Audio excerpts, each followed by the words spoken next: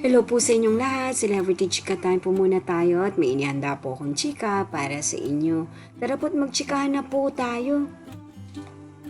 Asia's multimedia star na si Alden Richards nagpakita ng aktingan sa Chika Minute.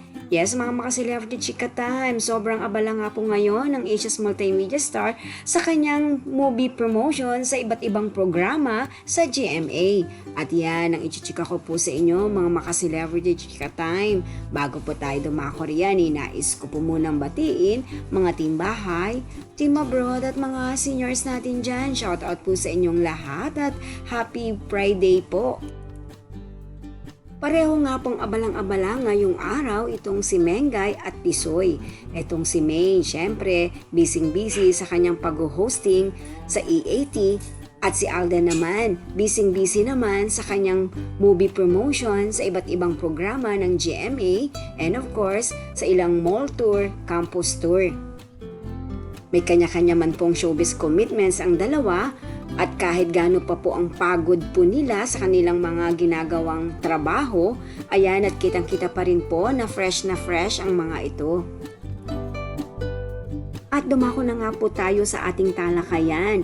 Abay maging pati sa Chika Minute ay nag-guest po itong si Alden kasama si Julia at nagkaroon pa ng acting challenge.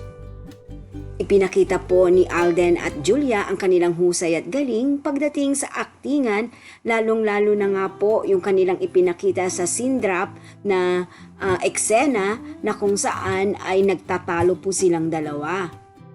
Narito po at panuorin po natin ang kanilang acting challenge sa Chika Minute ng 24 oras.